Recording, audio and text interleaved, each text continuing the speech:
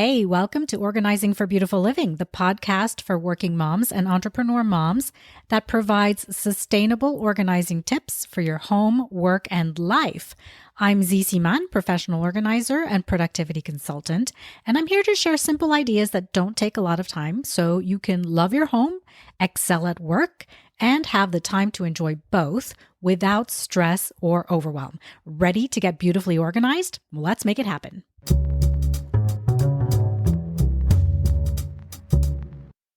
Today, I want to tell you how to never lose anything in your home again. I get asked all the time, what's the number one tip you would give to someone who wants to get organized? Well, that's what this episode is about. It's what I call the simple single. And when I explain to you what this is, you'll see just how this one idea can change everything. It can lead to organizing everything in your home, everything on your computer, everything on your calendar. The simple single is simply this: keep things that are alike in one single spot. Yeah? Let me explain.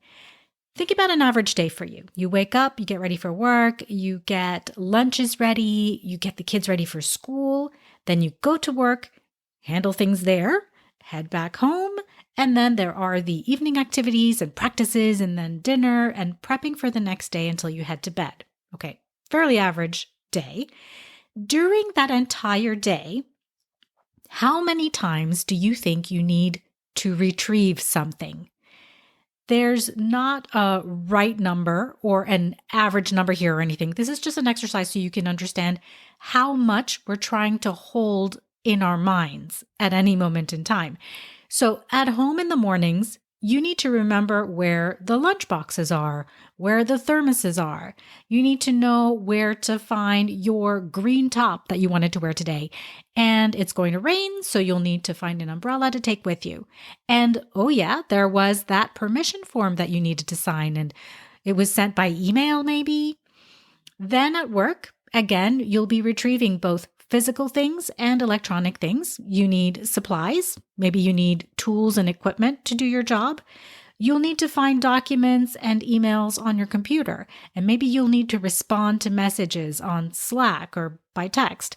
Now, if someone were to ask you, do you know where every single physical thing you will need to retrieve during this day is right now?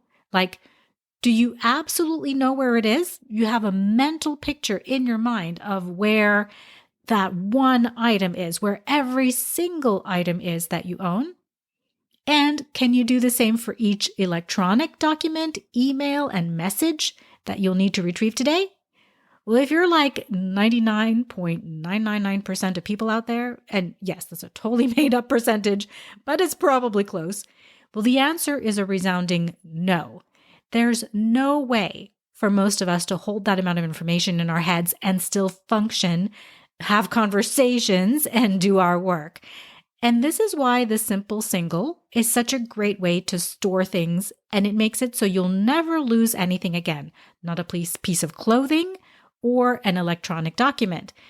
Let me give you some examples. Let's say your fifth grader is working on his science project and he has to cut some fabric. Now, you have a great pair of fabric scissors, but is it in the kitchen drawer or in the craft room or in your office? Well, using the simple single, you would keep all your scissors together in one spot. You choose the spot. It could be your office or it could be the craft room, wherever you create the space for them. Another example, you're sending a permission slip to school and you remember that there was also a sports release form that you needed to send in. Now, where did you put that form? Was it on your desk or in your child's backpack or on your bedside table? Using the simple single, you would keep all incoming paperwork that needs some kind of action in a tray, in, let's say, a drawer of your office, or in a tray on the kitchen counter. You choose. But all the paperwork goes in that one simple single spot. And another example, you received a document a while back that you need to forward to someone today, but where did you save it? Is it in your computer's hard drive? Which folder? Or did you put it in Google Drive or OneDrive or Dropbox to share with your team members? So instead of spending so much time looking in each of these locations, you would store all documents for that team in one simple single location. Maybe you choose Dropbox for this particular work team. Now, you're probably saying, well, that's just not practical. I need scissors in multiple rooms in my house. That's why I keep a pair in each room. So here's the thing that we've discovered after working with people to organize their homes, their digital files, and their schedules over the past 8 years. In order to truly transform yourself, your household, and your work into organized spaces where you always know precisely where to look for whatever you need, I will always tell you to declutter and organize first using the Clear 5 framework that I described for you in the last episode, episode 40. And I've linked that episode in the show notes for you if you haven't listened to it yet. And then once you've done that and you've stored everything using the simple single, meaning one storage spot for everything of the same type, then you can start branching out and storing certain things in multiple places. This works because when you've created the simple single spots for all of your things, well, then you're setting those spots as the storage space to go looking in when you need something of that kind. And this isn't only for yourself, but it's also for your family and also for your work team if you share documents with other people. The kids, everyone in your home will know that this is the spot for scissors or for paperwork that needs to be filled out. So when they use something or when they bring home a permission slip from school, they know to put it back there every time. Or when a team member needs access to a specific document, they know immediately to go to Dropbox to find it instead of spending time asking around to get it from someone's hard drive. You're not constantly asking each other, hey, have you seen the fabric scissors? Where did you put that very important form? Because there is only one simple single place it can be stored. This might feel drastic for you, right? Especially if you feel like you've already placed a pair of scissors in each room. So the thought of now gathering up all the scissors just doesn't make sense. And that's okay. If you already have set spots for certain things and everyone knows where those spots are and they're good with putting the items back there, then you're good. Just move on to another category of things that are kind of scattered and do bother you. Okay, so how do you put the simple single into practice when you're organizing? Well, especially if you're just starting your organizing journey, you're going to first declutter using the Clear 5 framework. Again, these are the 5 steps to follow, and you can do this on your own schedule or hire some help to get it done really quickly if you'd like. So you follow the Clear 5 steps, and you can do it bit by bit, step by step, but not arbitrarily, right? You go in order, CLEAR. There is always a roadmap, a path, so that you know that from one day to the next, you are moving towards a fully organized, calm, beautiful home, and you'll get organized digital files, and you'll have a calm schedule that's going to give you time to spend on your family, your friends, and your own hobbies too. And then when you get to step 2, which is the limit step, you're going to choose your simple single location. All right, so what's your action for today after listening to this episode? You're going to put the simple single into practice.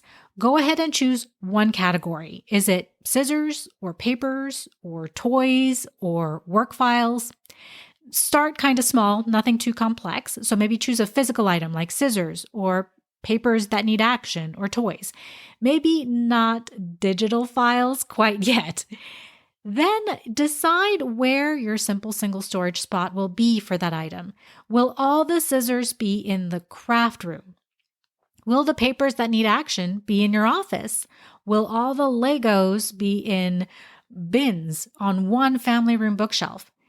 Now, this becomes your mental map. It's so much easier to recall where a whole category of things are kept in your home or on your computer instead of 10 different individual items, right? Like all the scissors are in the craft room, so the fabric scissors must be there too. Instead of, well, the fabric scissors are in the sewing drawer, but the child safety scissors are in my office drawer, and the utility scissors are in the laundry room. Okay, so let's say you're choosing to tackle the papers that need action today.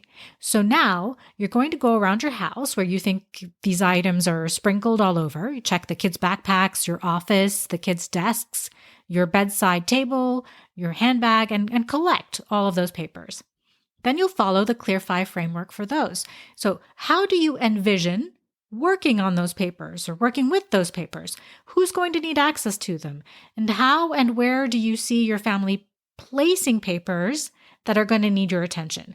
Well, that's the clarify step, step 1 of the Clear 5 framework. It's laying out your vision for how this particular category, the papers that need some kind of action on them, how will this function in your house from now on? So now you can start to see potential spots to be your simple single for these papers, right? What could be the best place for your family to keep these papers? So maybe you choose your simple single to be a drawer in the kitchen. Okay, I say drawer because I like things to be put away, right? I don't like things on my counter. But maybe for your family, it has to be on the kitchen counter. You decide, all right? Then you'll limit the space where you'll keep the papers. That's step 2 of Clear 5, limit. How much space will you set aside for these papers? 1 kitchen drawer or 2? Which drawer in the craft room will be for scissors? How many toy bins will you allow in the family room for toys, for Legos? And if you see that your stuff is overflowing these limits that you've set, well, it's time to edit. That's step 3 of Clear 5. You declutter until they fit into the limited space that you've set for them.